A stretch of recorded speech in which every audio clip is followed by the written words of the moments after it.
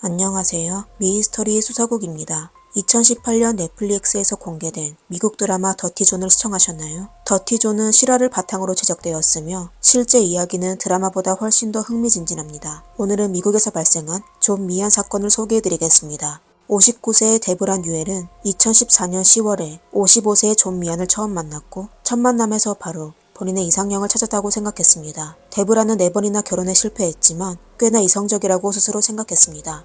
성공한 인테리어 디자이너 회사의 소유주이자 4자녀의 어머니인 데브라는 모든 것을 갖게 되었는데 사랑만이 없었습니다. 어쩌면 데브라가 존의 이상한 행동을 외면한 데에는 이러한 배경도 있겠습니다. 예를 들어 존은 데이트에 병원 멸군 가운을 입고 나타나는 등 좀 이상한 행동을 종종 했습니다. 사실 그는 여자를 속이는데 아주 능숙했습니다. 그는 여성을 조종하고 고문한 전적이 있었고 전과자였습니다. 데브라와 그녀의 가족은 그 당시 자신이 존의 표적이 되었다는 사실을 모르고 있었습니다. 다소 실망스러운 데이트가 이어졌지만 2014년 10월에 캘리포니아의 한 레스토랑에서 다시 존과 데이트를 하게 되었습니다. 그는 잘생겼을 뿐만 아니라 그녀에게 진심으로 관심이 있는 것 같았습니다. 더티존 사건은 1984년 3월 8일에 발생했는데 데브라의 언니 신디 뉴엘은 남편 빌리 비커스의 사격에 맞았습니다. 하지만 재판 중 신디의 어머니는 오히려 빌리의 편에 서서 변호했습니다. 빌리가 딸을 해쳤을 당시 정신상태가 이상했을 거라고 말이죠. 그녀의 발언에 법정은 혼란스러워졌습니다.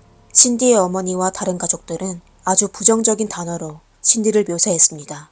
그리고 검찰은 신디 가족에게 무슨 일이 일어났는지 모르겠지만 왜 피해자에 대해 그런 나쁜 말을 하는지 이해할 수가 없습니다. 라고 말했습니다. 배심원단은 빌리의 상해 혐의에 대해 무죄로 판결했지만 자발적 상해 혐의에 대해서는 교착 상태에 빠졌습니다. 빌리는 결국 유죄를 인정하여 5년의 유기징역을 선고받았습니다. 그리고 그는 감옥에서 3년을 복역한 이후 1986년에 가석방으로 출소하게 되었습니다. 언니의 사건은 여동생 데브라에게 깊은 영향을 미치게 되어 그때부터 그녀는 사격 도구를 싫어하기 시작했습니다. 나중에 모두가 그녀에게 자신을 보호하기 위해선 사격 도구를 구비해두라고 조언했지만 그녀는 결코 그들의 말을 듣지 않았습니다. 존에게는 2 자매와 남동생 하나가 있었습니다. 어렸을 때 부모님이 이혼했고 그의 아버지는 지하에서 카지노를 운영했는데 그 영향으로 존의 주위에는 사기꾼들 뿐이었습니다. 학창시절 존은 똑똑하고 인기가 많았습니다. 하지만 그의 아버지는 존에게 사람을 속이고 유혹하고 조종하는 방법만 가르쳐 주었습니다. 결국 1980년대에 존은 밀수품 거래 혐의로 체포되었고 유죄 인정 협의의 조건 중 하나로 그 당시 살고 있던 캘리포니아에서 추방되었습니다. 이후 존은 간호사 토니아 세일스라는 여성과 사랑에 빠져 미국 오하이오주의 한 교회에서 결혼식을 올렸습니다. 당시 토니아는 25세였고 존은 31세였는데 존은 26세인 척했습니다. 존은 결혼식에 가족을 초대하지 않았습니다. 마약 중독자 부모님을 보여주고 싶지 않다고 말이죠. 존과 토니아는 2딸을 낳았으며 토니아는 존이 간호학교를 졸업하고 마취과 의사 자격증을 취득하도록 도왔습니다. 하지만 2000년 7월에서 9월까지 결혼한 지 10년 만에 존은 토니아에게 이혼을 요구했습니다. 그러자 토니아는 존의 어머니 돌로레스를 찾아갔습니다. 그 전에 존은 토니아가 그의 어머니에게 연락하는 걸 허용하지 않았습니다. 돌로레스는 존이 한 거짓말을 폭로하며 토니아에게 존의 실명과 실제 나이를 알려주었습니다. 토니아는 존의 실명으로 그가 밀수품을 판매한 기록이 있다는 걸 발견하였습니다.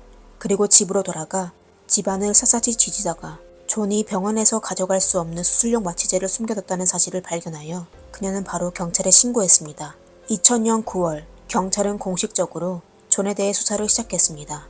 2 사람의 결혼 생활이 끝나게 된 이후 존의 약물 의존은 더욱 심각해졌습니다. 그러다 2002년 1월에 오하이오주의 경찰서의 수사관 데니스 루켄이 존을 조사하기 시작했습니다. 존과 같은 병원에서 일하게 된 한 직원은 존이 사격 도구를 수술실로 가져온 적이 있으며 마취제를 훔쳤다고 진술했습니다. 추후 루커는 존을 만났던 사람 중 가장 교활하고 위험하며 속임수를 가장 잘하는 사람이라고 묘사했습니다. 2002년 4월 경찰은 존의 집을 수색하여 사격 도구와 6가지 처방약이 담긴 빈 용기 45개를 발견했습니다. 2002년 6월 존은 가중 절도에 대해 유죄를 인정했지만 경찰서로가 자수하지 않고 한 모텔에 숨었습니다. 경찰이 존을 찾았을 때 그는 이미 혼수 상태에 빠졌으며 주위에는 전부 약병들이었습니다. 존이 구급차에 실려 병원으로 가는 도중 그는 혼수 상태에서 깨어나 몸에 묶인 밧줄을 끊고 약봉지를 움켜쥐고 차에서 뛰어내려 도망치기 시작했습니다. 하지만 그는 결국 경찰에 체포되었습니다. 존은 체포에 저항하고 밀수품을 은폐한 혐의로 유기징역 6년을 선고받았지만 2004년 가석방으로 17개월의 교도소 생활을 마치게 되었습니다. 2014년 2월 존은 한 여성을 스토킹한 혐의로 기소되었습니다. 존은 병원에서 막 뇌수술을 받아 회복 중인 한 여성을 만나 상대방에게 자신을 마취과 의사로 소개했습니다. 두 사람이 몰래 데이트를 한 후 존은 여자의 남편이 그녀의 사적인 돈을 알아차리기 전에 그 돈을 존의 계좌에 두자고 제안했습니다. 하지만 여자는 존의 속셈을 눈치채고 이별을 고해했습니다. 그러자 존은 이후 협박성 메시지와 두 사람의 친밀한 사진을 가족에게 보냈습니다. 이렇게 존은 여성의 고발을 당하게 되었습니다. 존은 토니아와 이혼한 후 밀수품 판매와 절도죄로 여러 번 교도소에 가게 되었으며 또 사기를 치며 생계를 유지해왔습니다. 그는 외로움을 많이 타는 미혼 여성을 유혹하는데 아주 능숙했습니다. 존은 2014년 2월에 또 기소되어 다시 감옥으로 들어가 2014년 10월 8일에 석방되었습니다. 이틀 후 데이트 앱에서 인테리어 디자이너 데브라 뉴엘을 만나게 되었습니다. 그 당시 59세였던 데브라는 수십 년 동안 노력하여 자신의 인테리어 디자인 회사를 차려 운영해왔습니다. 존과 데브라의 첫 데이트는 캘리포니아의 한 레스토랑에서 진행되었습니다. 존은 자신을 이라크 병원의 마취과 의사로 소개했으며 최근 1년 동안 국경 없는 의사를 해왔다고 거짓말을 했습니다. 그는 내가 원하는 모든 것을 갖추고 있는 것 같았어요. 추후 데브라는 나중에 그를 회상하며 나는 그가 의사로서 다른 사람들을 돕는 걸 아주 좋아했어요. 그가 이라크에서 국경 없는 의사를 한 사실은 저에게 인상이 깊었습니다. 라고 말하였습니다. 두 사람의 관계는 빠르게 발전하여 데브라는 곧 존에게 빠지게 되었습니다. 존은 언제 무엇을 말해야 할지 잘 알고 있으며 그가 모든 걸 통제하였습니다. 데브라는 존에 대한 미련으로 존의 이상한 행동을 외면하였습니다. 예를 들어 존은 계속 병원용 멸균 가운을 입었었는데 심지어 공식적인 행사에서도 그랬습니다. 그는 모든 수입을 자식들에게 주었기 때문에 돈이 없다고 말했지만 데브라의 딸들은 존을 의심하기 시작했습니다.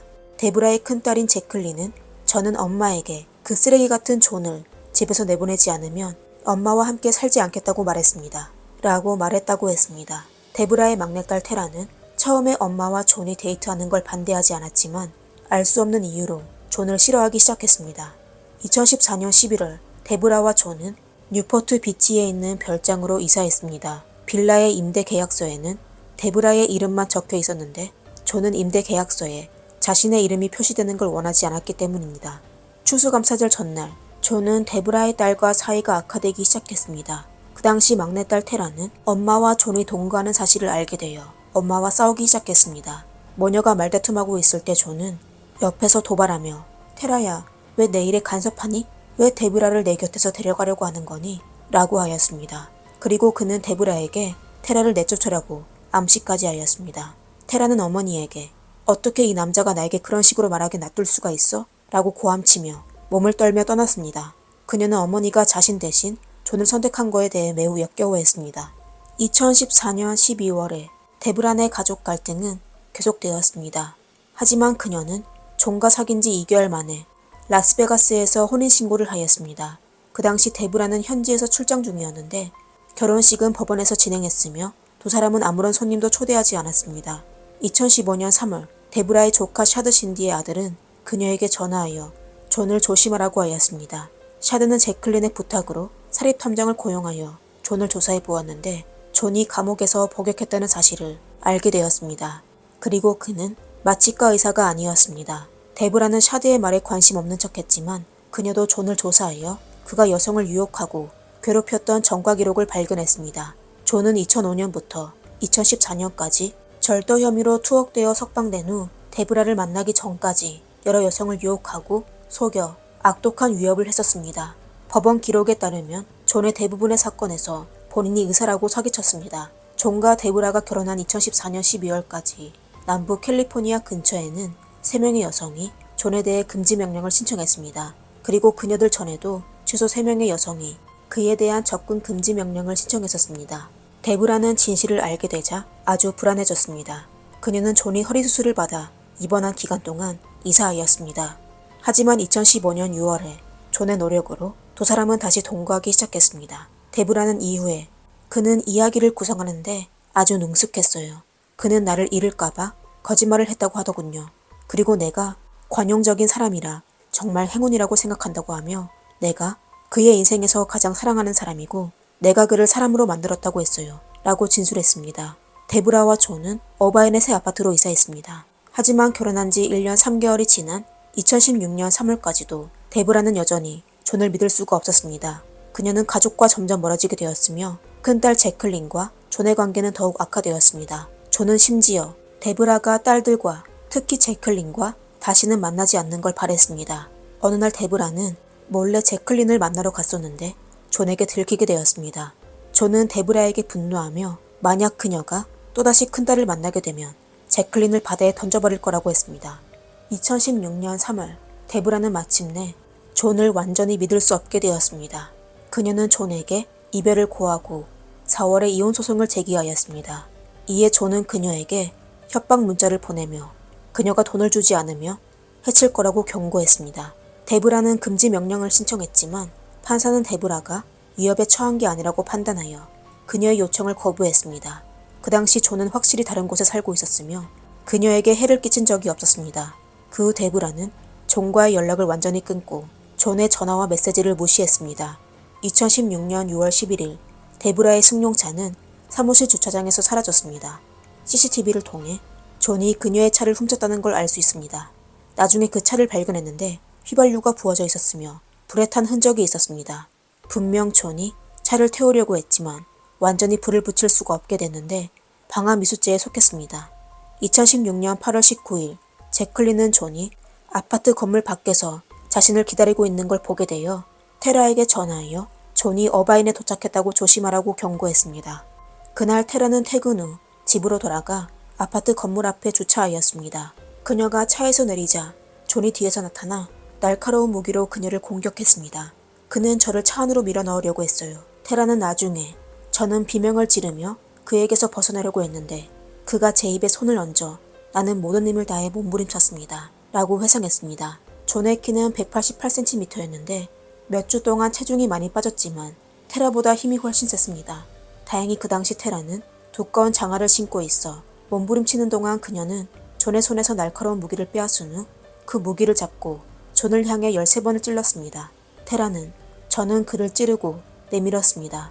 우선 그의 어깨를 찔렀고 마지막으로 그의 눈을 찔렀습니다. 마지막으로 찌르기 전에 조금 망설였는데 그가 다시 일어나 저를 해칠 거라는 생각이 들어 만약 그가 숨지지 않았으면 저를 해쳤을 것입니다. 라고 하였습니다. 소리를 듣고 달려온 이웃이 수건으로 테라의 상처를 묶어주었습니다. 이후 테라는 어머니에게 전화하여 정말 미안해 엄마. 존을 숨지게 한 것 같아. 라고 말했습니다. 하지만 사실 그 당시 존은 살아 있었습니다. 구급대원이 도착하여 심폐소생술을 진행하자 호흡이 돌아왔습니다. 사건 발생 이후 25세의 테라는 존을 해친 혐의로 기소되지 않았고 정당방위로 판결되었습니다. 이후 테라는 여행과 컨트리 콘서트에 참석하여 마음의 상처를 치유했습니다. 테라는 동물을 좋아하여 동물 강아지를 돌보는 일을 하였습니다. 그녀의 강아지 캐시는 존이 테라를 공격할 때 존의 발목을 물어 테라를 도와 아주 유명해졌습니다. 테라가 공격을 받은 지 나흘 뒤인 2016년 8월 24일에 57세 존은 뇌소로 병원에서 숨지게 되었습니다. 존의 누나는 존에 대한 치료를 중단하여 그가 세상을 떠나는 걸 지켜보았습니다. 그가 세상을 떠난 후 추모식은 거행되지 않았습니다. 데브라는 존과 끔찍한 생활을 경험한 후 가정생활에서 상처를 입게 된 사람들을 돕기 시작했습니다. 그녀는 일부 여성은 참변을 당할까봐 집을 떠날 수 없었습니다. 그녀들을 그 위험한 관계에서 벗어날 수 있는 방법이 없었습니다. 저는 그녀들을 돕고 싶습니다. 라고 선언하였습니다. 그리고 데브라는 다시 온라인에서 사랑을 찾지 않을 거라고 말했습니다. 오늘의 영상은 여기까지입니다. 다음 영상에서 뵙겠습니다. 감사합니다. 이상 미스터리 수사국이었습니다.